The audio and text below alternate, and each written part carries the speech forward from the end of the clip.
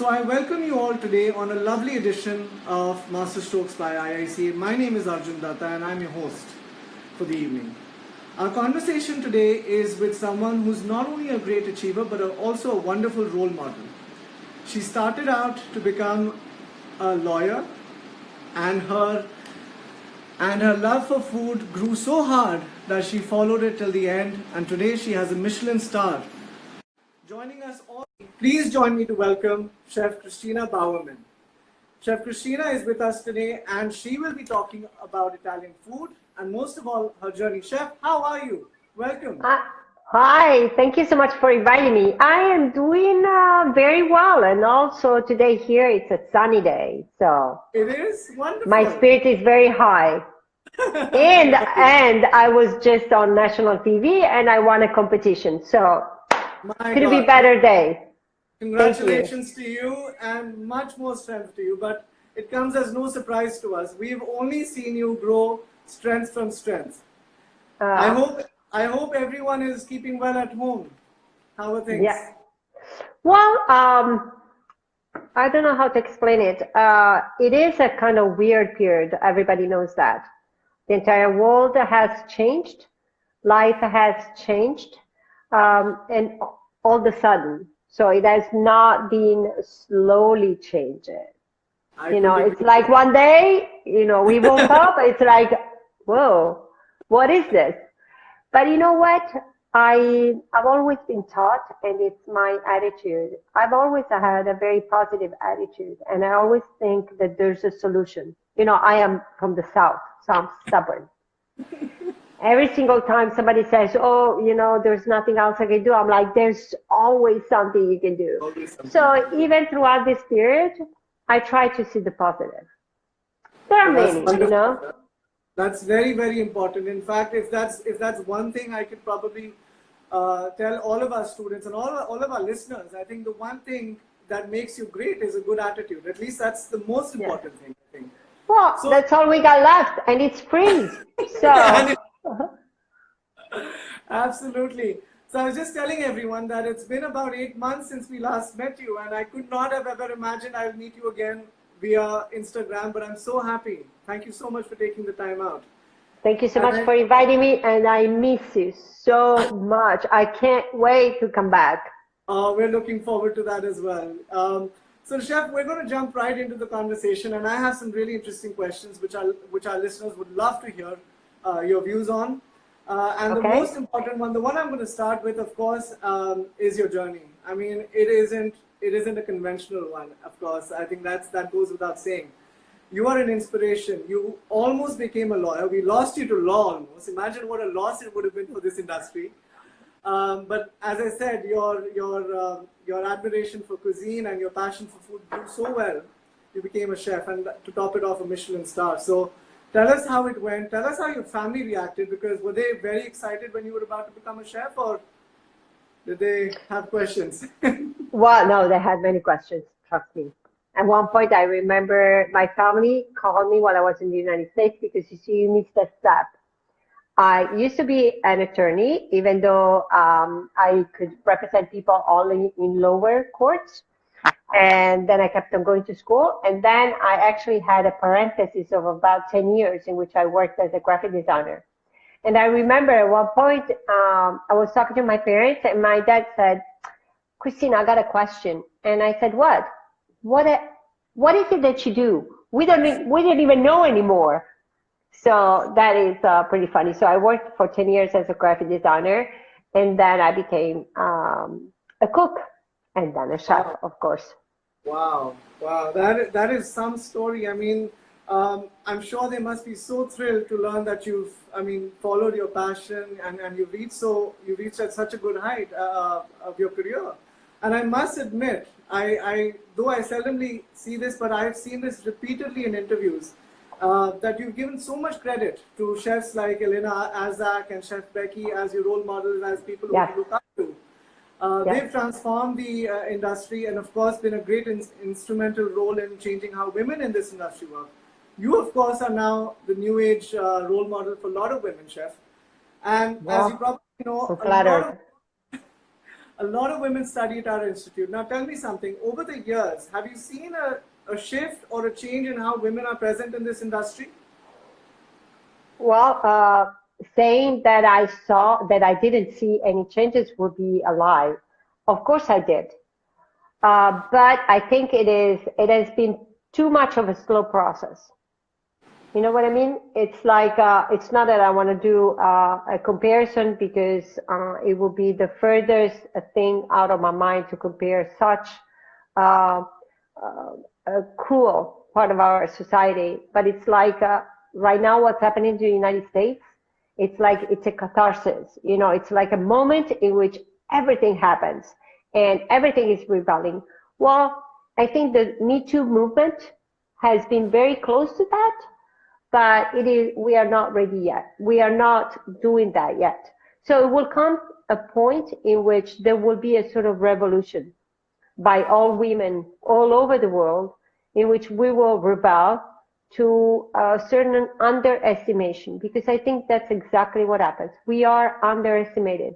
We are overlooked. It's like we are transparent. It's like sometimes I talk and people don't hear what I say. And then right after, there's a man, he says exactly the same things that I said, and everybody is like nodding, like, yeah, right. And I'm thinking to my mind, I just said that.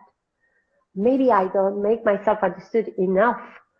But in reality, it's just that we are not heard most of the time.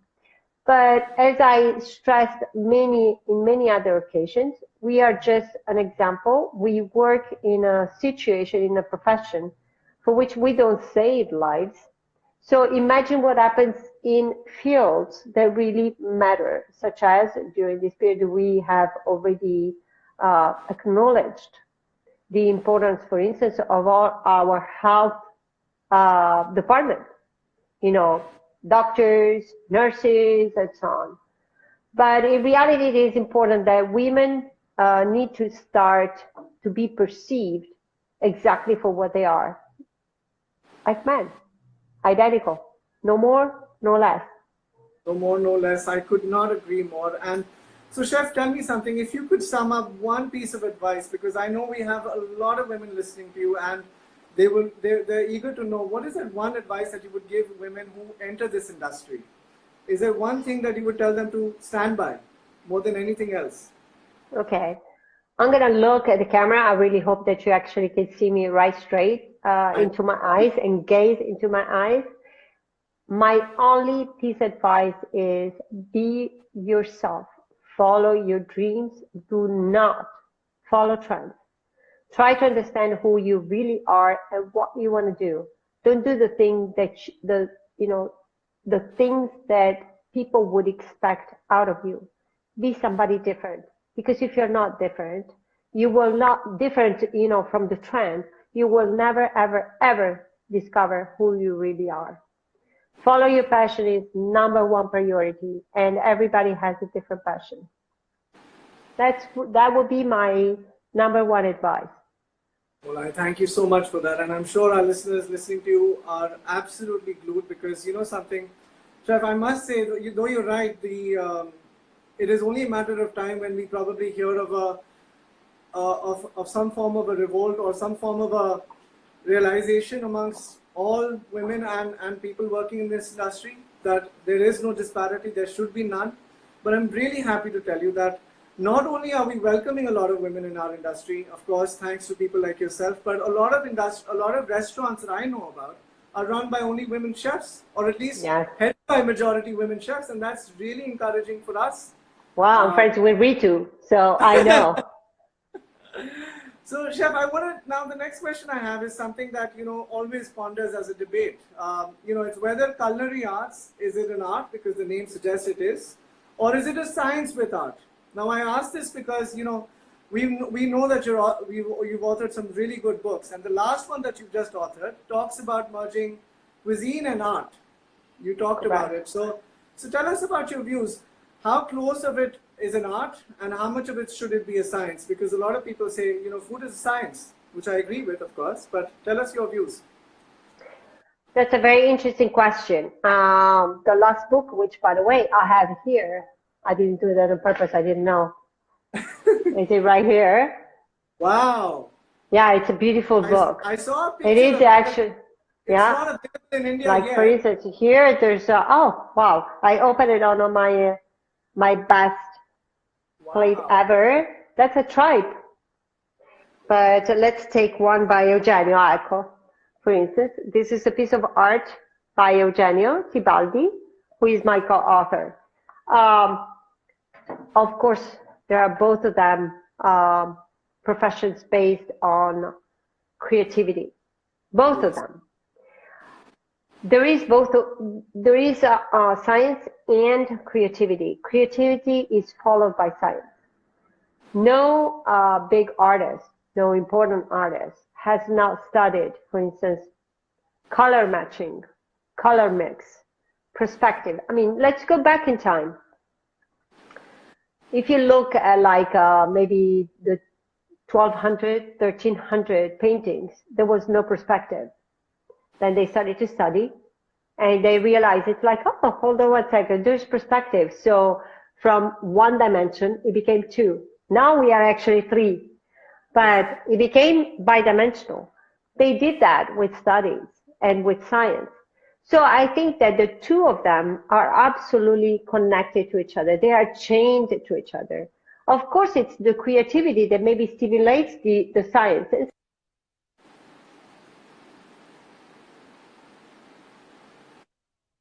An incoming call, which I forgot to stop before we started.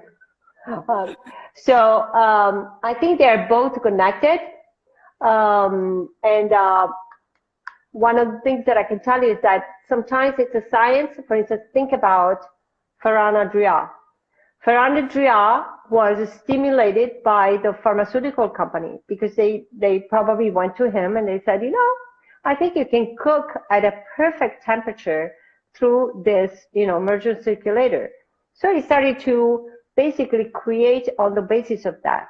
And sometimes vice versa, it could happen that a chef thought, I really would like to do that. I would like to do like a fake caviar out of coffee. Well, what can I do? And then it kind of starts, it starts to study and the science helps him out. So I think they're both connected. In between the two of them, of course, if I had to choose, I would definitely choose creativity over science because I think that it's personally, I think that creativity stimulates science and not vice versa. But sometimes it does happen in history that they stimulate each other. I think it is important for a chef. I think it is important actually in any field to be cultured. Cultured means to study. Cultured means to understand exactly what we are doing. And one of the reasons, and that's what I always tell my son, it's like, hey, you are so lucky. Imagine when I was young and I had to understand something, I had to go, like, for instance, law. I used to work as an attorney for a law firm. So I had actually had to go through books. I would have to understand exactly what the problem was. Then I would go into my law firm library and choose the book. And maybe I was lucky enough that I would actually catch the exact paragraph that I was looking for. Right now, you don't even have to make that effort because you can Google it up and you can find anything. So why wasting time not doing it? There are people who don't necessarily call them old school because it's not an old school thought. They just say that books are just absolutely golden. You cannot replace books after a point. I mean, books have their own words. No.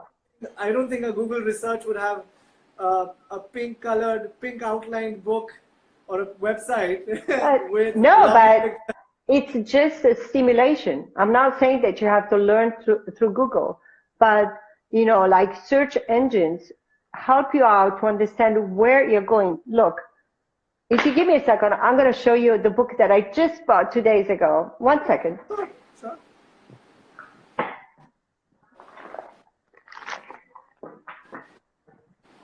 There it is. I didn't even know I was doing this. So basically what happens is that, you see, I just bought this. It's by Banfield.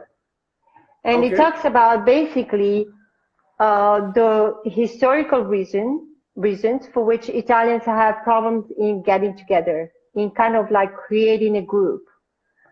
And Yes, the that's reason so. is because we are living right now a moment in which everybody tries to survive. So as president of an association, we try to put everybody together very hard. So I wrote an article saying, how come it is so hard? I mean, it would be so natural. We all chefs, all the restaurant business get together and one voice to the government saying, can you help us out with this? Why is it so difficult? So I started to search and I came up with this guy who made a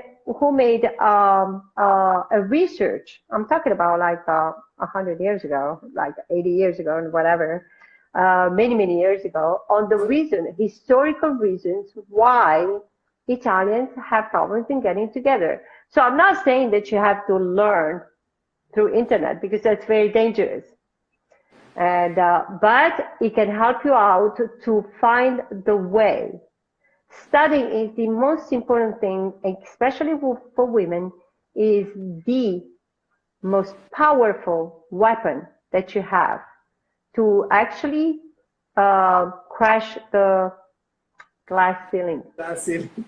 Absolutely. I agree So with don't that. ever go to bed without having learned at least one thing every day. That's interesting. I didn't. I mean, that's really good advice. I think if you learn one new thing every day, you're One. sorted. And that's not much. It doesn't take much time, does it? No. You know that when I was a kid, and I'm still a joke in the family, I had a dictionary. I was crazy about English. I Okay. just wanted to learn English. I don't even know why. I had this attraction for foreign languages in general, but English was my thing. So I had a dictionary right next to my bed.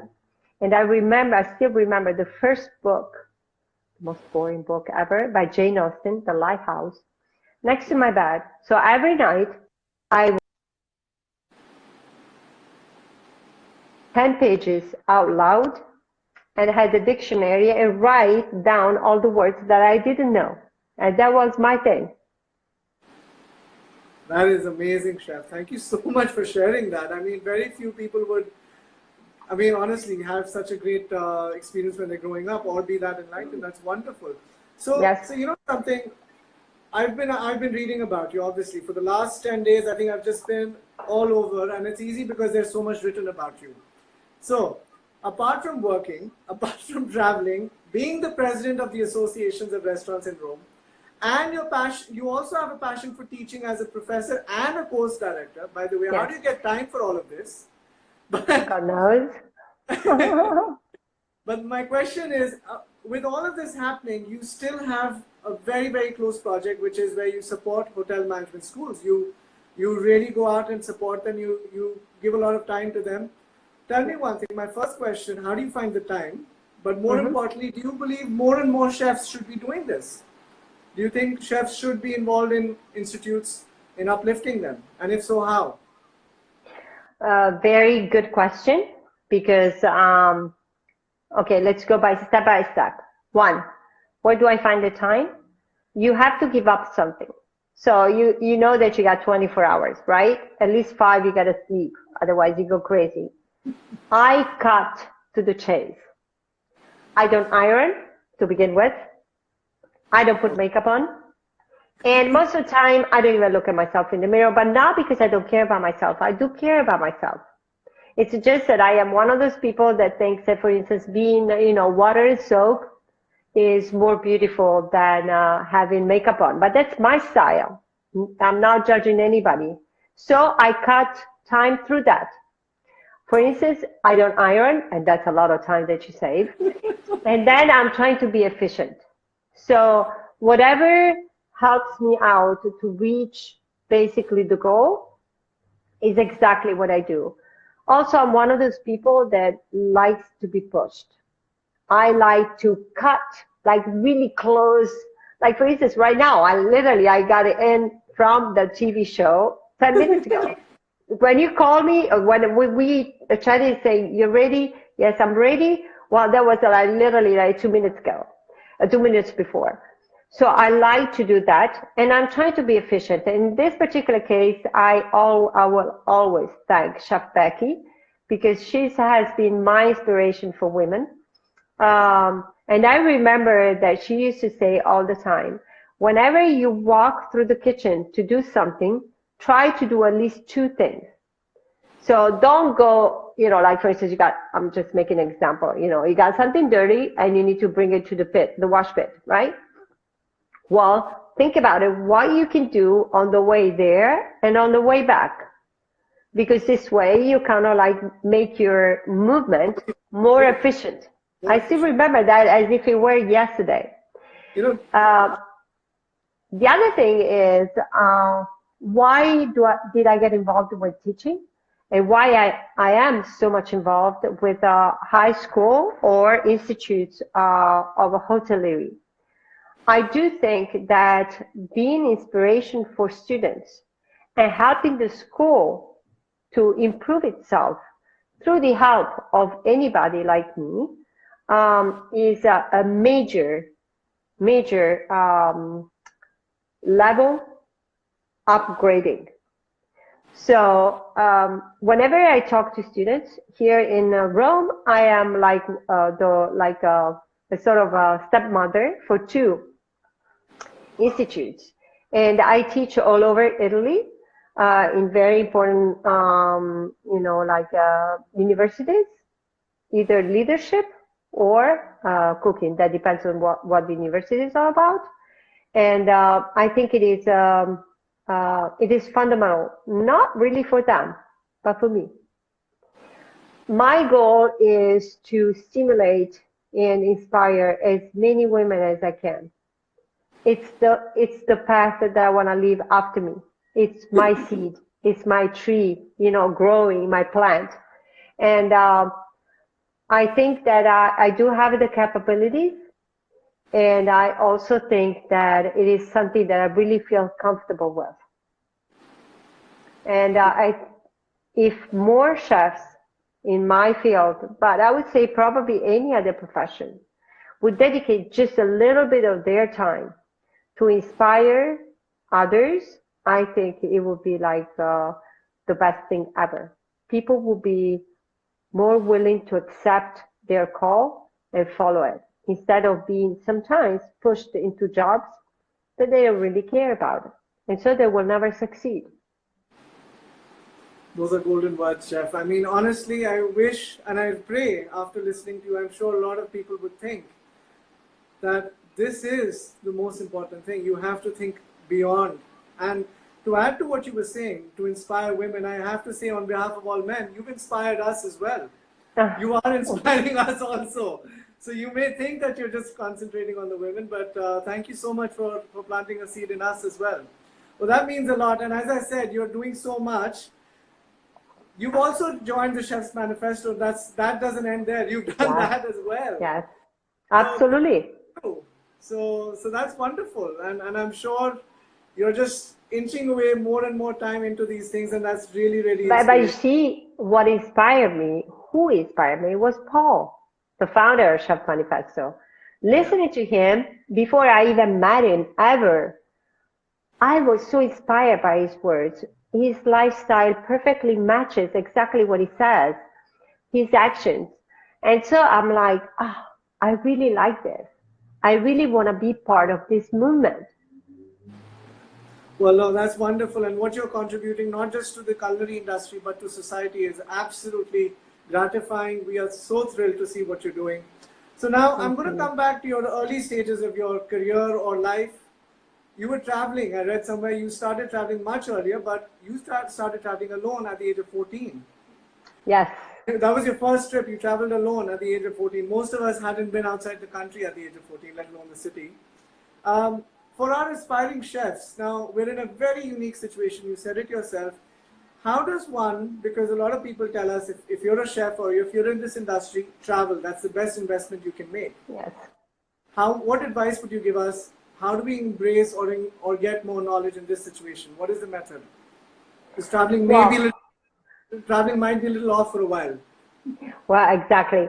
I really hope not that long, because I have like a sickness, like the lack of traveling sickness. Well, I got that because I love traveling probably more than anything in the world. Just a couple of days ago, I was watching a movie. I can't even remember the title, but basically there was a guy that would travel all the time. And so somebody asked him, it's like, so where's home? And he was on a plane, and he looked at him and he said, here, like he would love to travel. So the trip itself becomes the travel for me. I really like that. So I really hope to come back. Actually, I should be in India in December. So Really? yeah, Fingers crossed. I know. I'm like this. So first of all, one thing that is very important, I want to make sure that everybody understands my position. I am one of those people that says you need to travel, but you need to travel for a series of reasons. In Italy, many years ago, going into the army for 1 year for males was mandatory. Okay. Well, my suggestion was eliminate that and instead make mandatory for every kid in Italy to go for 1 year in another country. And the reason to study, for instance, and the reason is because the more you travel, the more you learn about other cultures, the more you understand that we are all equal. We are all the same. There is not one race or one, like a color that is better than the other. Humanity is inspired by traveling. Not only, the more you understand that there is not another person. Because you see, the problem is that whenever you create the concept of other, and that's exactly what happened with women, we are others. The more you travel, the more you learn about cultures, the more you learn about the cultures through food, because you learn a lot about people's traditions, history, and so on through food. The more you understand we are all equal, and we are all equally important. There is not one cuisine culture that is better than the others. Italians, they always say, oh, Italian food is the best in the world. And I'm thinking through my mind, what the hell are you talking about? It's not true. Just go around the world, you will find like amazing food cultures all over. Yeah. So the more you learn about this, and the more I think humanity would actually end up having a huge benefit. Now you cannot travel, it's true. But one piece of advice, before going to a country, study. You will go there already advantaged. Because if I had to come to India without knowing what curry or how curry is made, or what the various traditions, or how many curries are like 1 million? Because of course, every family does it in a different way.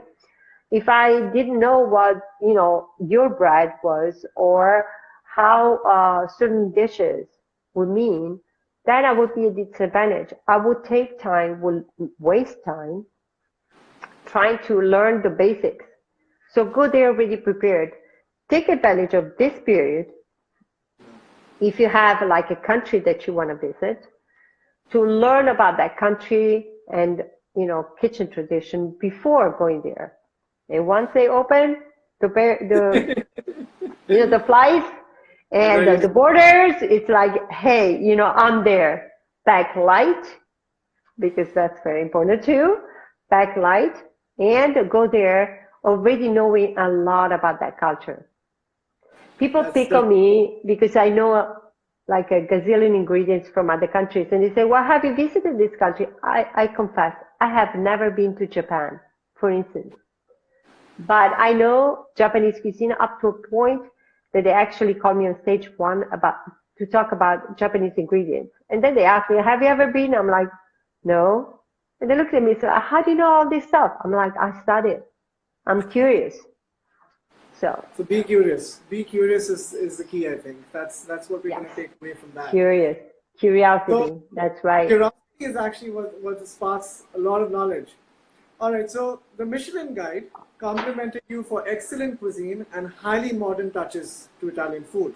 Now, of course, Right. Italian cuisine, I don't have to say this because all of us know, has been and continues to remain as one of the most popular cuisines around the world, chef. Yet, most of us, I would say, are only getting to know about the regional Italian cuisine today. What are your views on that, and do you think that's going to change very fast? So what you're asking me, repeat the question for me because I Okay, didn't get it. so if we talk about Italian food, I'm talking about majority people only know a little bit about Italian food. Yes. It's not the case with Indian food and other cuisines because certain dishes get more popular than others. But Right. now I see a lot of popularity growing in regional Italian food. Yes. So, do you think that's going to change at a much faster pace as well? I really hope so. I don't think the Italian food, like Indian food, can be reduced to like 2 or 3 dishes. I think those are like the spearheads to actually introduce one country's food culture into another. But I don't think it should be limited to that. Also, we have to understand that it is our priority as Italians or as Indians to make sure to pass the concept that food culture is never, ever simple. It's a complex um, globe that we need to transfer. I cannot even fathom the idea that throughout the next few years, 20 years, whatever, Italian food can be reduced to pizza and spaghetti. I cannot take it. So we need to make sure that people understand that our culture, as much as yours, is complex. And the transferring of concepts and principles, so culture, it is probably, again, the most important weapon that we have to make people understand that we are all complex individuals, all complex cultures, and we are all equal. So Indian food is amazing, amazing. I Thank you. cannot even I cannot even thank you enough. I remember first time I went to Chennai, and then from Chennai I would go like 2 hours into inland.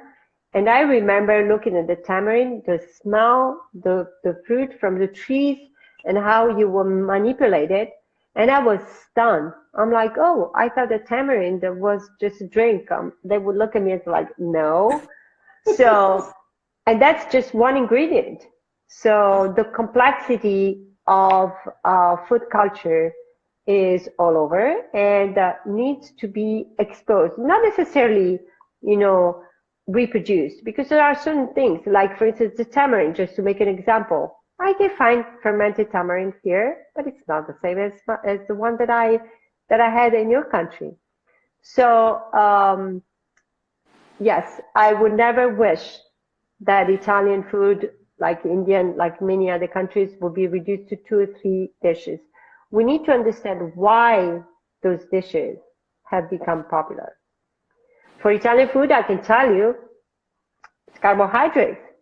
Carbohydrates are like a drug. You want to eat more. You eat pizza, you want to eat more. But you need to understand the principle and then try to amplify it and make it, like more complex. And as you move along, then you can make sure that Italian food culture actually is transmitted throughout its entirety, exactly like Indian food. I'm sure that the naan bread is not, everything in your food culture. So Yeah, it doesn't get represented. I mean, and now that you mention all of this, I have to say, what comes next, in my view, is that of course one is to make the cuisine popular, but also I think as chefs we have a responsibility to preserve its identity. I mean, it yes, goes without saying. The first thing I learned, well, not the first at least, but one of the most important things I learned about the slow food movement is it started in Italy to preserve the culture of the cuisine of Italy. So, yes, as chefs, I'm sure there is a massive responsibility out there to preserve the identity of the cuisine when it travels overseas. So, do you see correct. a lot of representation, or should I say, misrepresentation of food when it travels overseas? Does it become different because of convenience or lack of knowledge? Which of the two do you think prevails? Unfortunately, what you said first. Unfortunately. Convenience. There is a lot of misrepresentation. As I mentioned, the easiest foods are actually the ones that travels fast. Yeah. Let's not talk about Italian or Indian, Mexican. Mexican food. I had the luck to be exposed to even different Mexican, depending on the region, Mexican foods, because I lived in Southern California and in Texas, completely different. And I went to Mexico many times. So whatever you eat in Mexico is totally different than what you eat in Southern California and in Texas, completely different. So unfortunately, there's a lot of misrepresentation. Now, we don't have to be very strict because what I mean is that if you go to the United States and you try to eat Italian food, and I lived there for over 15 years, so I know what I'm talking about, there's almost nothing that is really, really Italian. The most famous dishes are not Italian. Chicken Parmigiano? Who has ever heard of that? Spaghetti bolognese. Exactly. Spaghetti bolognese, you make tagliatelle, but spaghetti with meatballs. Yeah. Who's ever heard of that? I mean, like, nobody eats that stuff here. Oh, the other one. Pizza. That's exactly what I was saying. Pepperoni pizza. Every time I say in Italy pepperoni pizza, everybody thinks of red bell pepper. I'm like, no. Pepperoni is a kind of sausage, whatever, salami, and they use it. And they always look at me, it's like, really? I'm like, really? So there's like a transformation. But and also one of the main goal of Italian government is to fight the so-called Italian sounding. So something that sounds Italian, but is not really Italian, like Parmesan, for instance. That comes from Argentina most of the time in the United States. So my position, and I express that many times, is like, don't try to fight that because it's so rooted. You will never take the pepperoni pizza out of American people, but create a different category. It's like you will call that an American Italian cuisine, period, and try to work instead on the education of what Italian ingredients and food really is. So don't dismiss that saying, oh, that's bad food, because that's what Italians do. It's like, oh, that is disgusting. I'm like, it's not disgusting because in reality, pepperoni pizza had it like, I don't even know how many times. I mean, I can't blame them because they're possessive and proud about their cuisine, which they should be, just as Indians would be when we travel to the United Kingdom. I have seen about 82 types of Indian food in England. Yeah. So that's just a nationalist being a nationalist, and I can't blame them. But you rightly said it. I think you should be clear about tagging it as American Italian food, as correct. I tag it as American Indian food. And I think where I see a lot of opportunity is that maybe a lot of transfer of knowledge should take place, where maybe chefs like yourself, and I'm making a very open invitation to come and join institutes like ours and say, okay, you know something, we're going to really teach you Italian food the way it's meant to be. Correct. Absolutely. And I hope that is exactly my point. It's like, let's use our energies into a different direction, which is a pro-positive way, instead of fighting something that will never really be rooted out. And honestly, why should it? It is actually the encounters of two different cultures. It's like, okay, we created a new one. So what? Let's, put our energies in saying, okay, Parmesan, no, that is not Parmigiano. That is something else, which is really good, but it's not Parmigiano. So let's move on. Agreed. So, Chef, I'm gonna bring this conversation to an end with only one last question, which I'm most interested to know about as well as everything else. We've been talking about your visit to India 8 months ago. Tell us two things. Number one, what was the one dish that you were really fascinated to see when you were here in India, and one dish and if it's the same dish you would love to cook back home? Wow. Hold on one second. There are too many questions, even because honestly, the names I don't remember, but I got the pictures. Or describe it, Well, the one that would never, ever, ever be, off my table was the spinach with the cheese. What's the name of it? Palak paneer? Yes, that's it. So that was like my aperitif. I would have that no matter what. Then I was lucky enough because when I was there, as you know, I was with Alessandro De Masi that Yes. would like show me around. And so I Correct. had amazing soups. The lentil soup was insane. All of them. I think I had in every single meal, I had lentil soup that was Yeah. done in a very different way, no matter which ones. And I think I had like at least two different kinds of lentils, the red ones, but also the green ones. Yeah. And what did I have? Of course, the chicken made in that Tandoor. In the tandoor. tandoor. Oh, I could eat that any time. It was the most amazing chicken. And the funny part is that I did this. When I saw it coming, I thought, that chicken looks a little dry.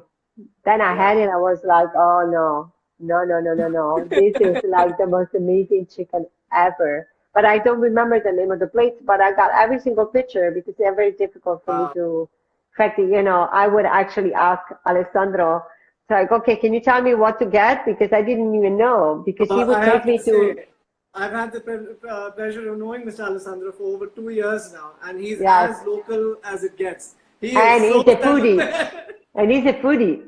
He is a great foodie. He's Exactly. come and taught. I don't know if you know this, but he's come and taught Italian cuisine at our institute. He's Yes, come and taken a class, and yes, it's big yes. fun for that. Well, who's better than that? And also knows about wine and knows about everything. But Right. he has taken me to places where there was no translation. You know what I mean? It was just Indian. There was no like English version or pictures or something like that. So I would say, okay, you choose because I don't know what to choose. Yeah, no, I had the best meal, and I was just talking to my sous chef who came with me, and he looked at me the other day. We were not even talking about India or anything like that. He just turned around at one point and said, chef, India was one of the places where I eat the best. And I looked at him and I said, yeah, you're right. I'm like, among all the trips that we took all over the world and so on, I have to say that that was one of the most rewarding. And also from a human point of view, I will never forget certain things that we did there, and I can't wait to do them again. Well, we're looking forward. I mean, we have such fond memories, right from the cook-off that you had at our institute, where you cooked out of a mystery basket that we made. Oh, We yeah, have yeah, that's enjoyed right. it. That was really energizing and inspiring for us. How Yes, you and Chef yes, Anahita were cooking off together. That was really, really interesting.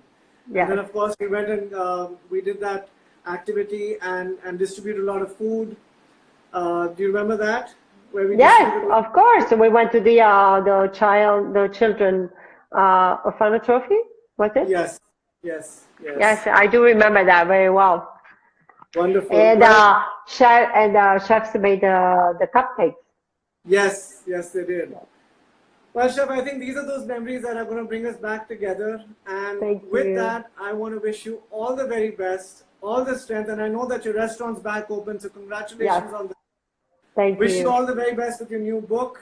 And once it's in India, of course, we'll get our hands on it. We can't wait to read through Yes, it as well. correct. And only a matter of time, and hopefully we'll see you again. Yes, absolutely. And if my trip is confirmed, I will definitely let you know. Please, and we know what to cook for you now. So it's a palak paneer and Ah, tandoori yes. and dal. Okay. Thank All right. you. Thank you so Ciao. much, Chef.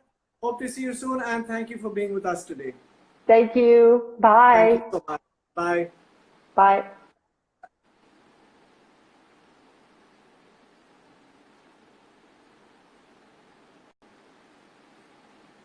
All right, folks, thank you so much. That session was absolutely thrilling, and we are so enriched to have learned so many things from a chef who is not only an inspiration but a great leader in her field. We are thrilled to be associated with her, and I hope that you all take away the most important lessons from this session, which are, of course, to be curious, to be to make the most of your time, and most of all, be true to what you do. So thank you, Chef Cristina. You are absolutely inspirational. Thank you for being with us today. And until next time, thank you very much. And we will see you guys here next week.